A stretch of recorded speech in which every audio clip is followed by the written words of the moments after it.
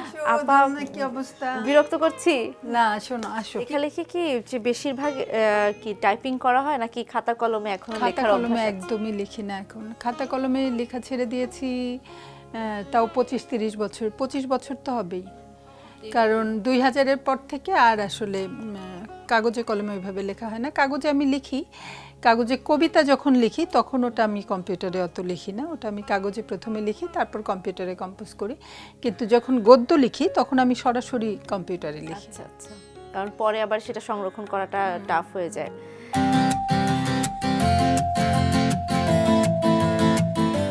আচ্ছা, আমরা কি তাহলে যাব আপনার যে লেখার জায়গাটা, পড়ার জায়গাটা? হ্যাঁ নিশ্চয়ই, চল।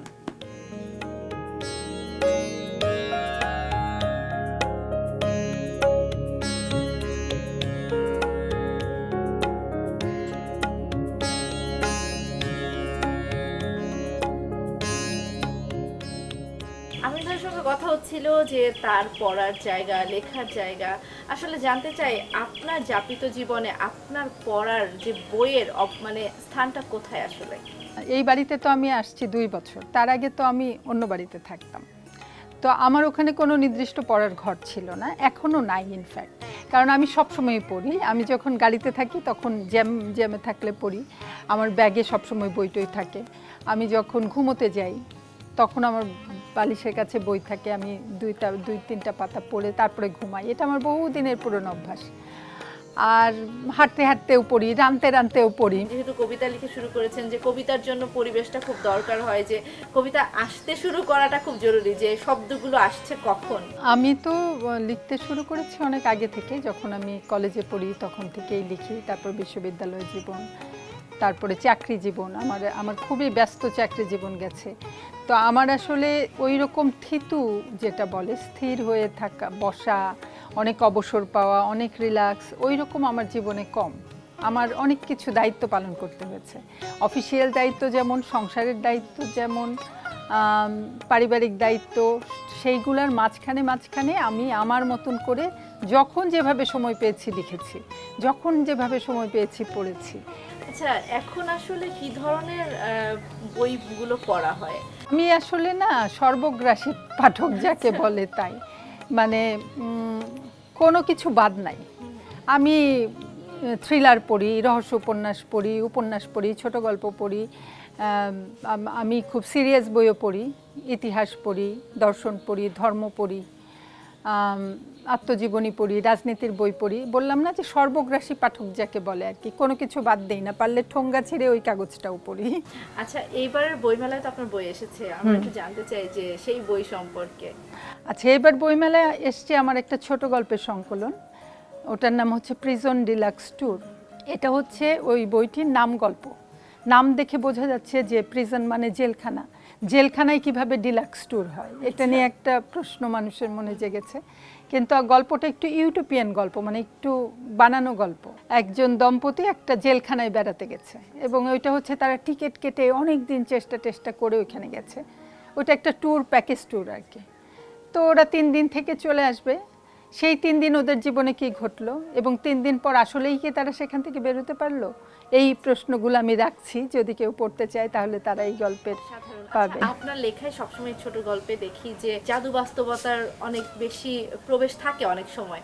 আসলে এই জায়গাটা একটু জানতে চাই যে আপনি কি ভেবে লেখেন, বা এই জিনিসটা আপনি কিভাবে ধারণ করেন, কিংবা ছোটবেলার কোনো প্রভাব আছে কিনা? দেখেন, আমি যেটা মনে করি যে সাহিত্য সংবাদের চাইতে একটু আলাদা। সংবাদে যেমন আপনি পুরো একটা ঘটনা লিখেন, হ্যাঁ বাস্তব ঘটনা লেখেন, বেরোতে পারেন না ওইটা থেকে।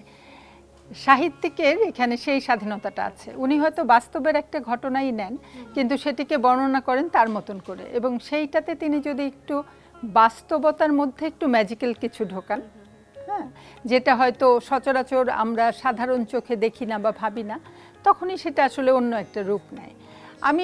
আমার কাছে মনে হয় আমাদের যে মিথগুলো আছে, আমাদের যে রূপকথাগুলো আছে, রূপকথায় তো আমাদের বাস্তবতা নাই, কিন্তু আমাদের ভালো লাগে তাই না? অনেক রাজা রানীর গল্প, রাক্ষস খোকসের গল্প, আকাশ দিয়ে উড়ে যাচ্ছে এরকম, মানে যেগুলো বাস্তবে ঘটে না তার বাইরে ঘটে। তো আমি ছোটবেলা থেকে এরকম পড়েছি, রূপকথা আমার খুব প্রিয় ছিল, মিথ, লোকগল্প, আমার মা খালাদের কাছ থেকে অনেক গল্প শুনেছি, গ্রামগঞ্জের অনেক গল্প, সেই সব গল্পেও কিন্তু এই জাদু বাস্তবতার উপাদান আছে। তো আমার মনে হয় যে ওইটাই আস্তে আস্তে ভেতরে কাজ করেছে আর কি লিখতে গিয়ে। অসাধারণ। আচ্ছা, একটু জানতে চাই যে এখনকার এই যে আপনার সঙ্গে বইয়ের যেরকম অনেক আগের থেকে সম্পর্ক, আপনার সঙ্গে এই যে আমিন ভাইও কিন্তু জুড়ে আছে অনেক দিন ধরে, একটু জানতে চাই যে আমিন ভাইকে কেন ভালোবাসেন এখনো? আচ্ছা, এটা একটা কঠিন প্রশ্ন, কারণ ওইভাবে কখনো ভাবি নাই।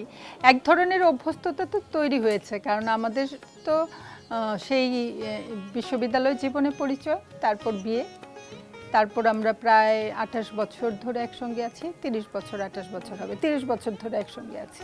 তো 30 বছর কি 7 বছর একসঙ্গে থাকলেই ভাই বোন হয়ে যায়।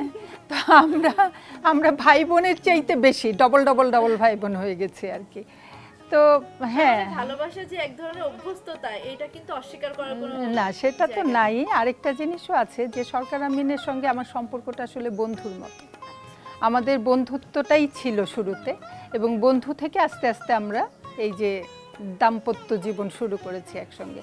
তো বন্ধুত্বটা এখনো হারায়নি আমাদের। সব মিলিয়ে আমি বলবো বন্ধুত্বটা আছে বলে আমাদের সম্পর্কটা অনেক মধুর। আমিন ভাইকে একটু আমাদের গল্পে একটু যুক্ত করে দিন। হ্যাঁ হ্যাঁ, নিশ্চয়ই, আসো আসো। আমিন, তাকে একটা কঠিন প্রশ্ন কি করেছি প্রশ্ন? যে সরকার আমিনকে এখনো ভালো লাগে কি না, লাগলে কেন লাগে? আচ্ছা আমিন ভাই, আপনাকে যদি বলি যে কোথাও চলে যেতে হবে 7 দিনের জন্য, সঙ্গে আপনি একটা জিনিস নিতে পারবেন, কি নিবেন আপনি? মুন্নিকে।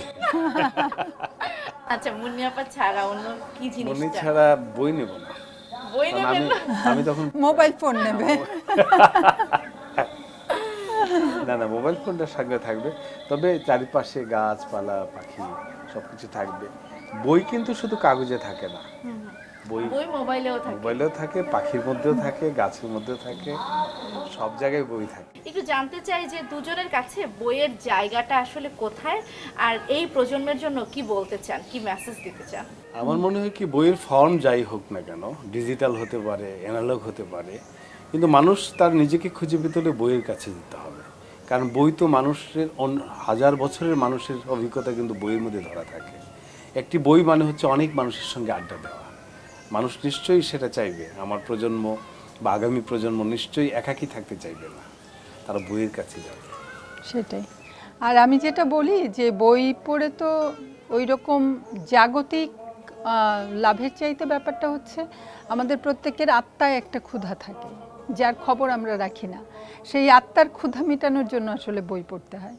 এবং অনেকে বলেন যে হ্যাঁ, বাংলা গদ্য পড়ে কি হবে, বা পড়লে কি হয়। পড়লে যেটা হয় যে আপনি সুন্দর ভাষাটা জানতে পারবেন, সুন্দর ভাষায় লিখতে পারবেন। যেমন আমরা অনেক সময় দেখি যে বাংলা ভাষা আমার, কিন্তু আমি যখন লিখতে যাই তখন হয়তো একটা শুদ্ধ বাংলা ভাষা লিখতে পারি না। এইসব পাঠের অভিজ্ঞতা কিন্তু আমাদেরকে এই স্কিলটা বাড়ায়। যেই কারণে আমি সাজেস্ট করি যে আসলে বইয়ের কাছে আসতে হবে, বিশেষ করে সৃজনশীল যে লেখা, গল্প, উপন্যাস, যেগুলো আমাদের লেখকরা লিখেছেন এত বছর ধরে, আমরা যারা যার চর্চা করছি, সেটার কাছে আসার দরকার আছে। অসংখ্য ধন্যবাদ আপনাদেরকে আমাকে সময় দিলেন এবং প্রশান্তি বাড়িতে আমন্ত্রণ জানাবার জন্য। অনেক ধন্যবাদ ধন্যবাদ। আপনাকেও।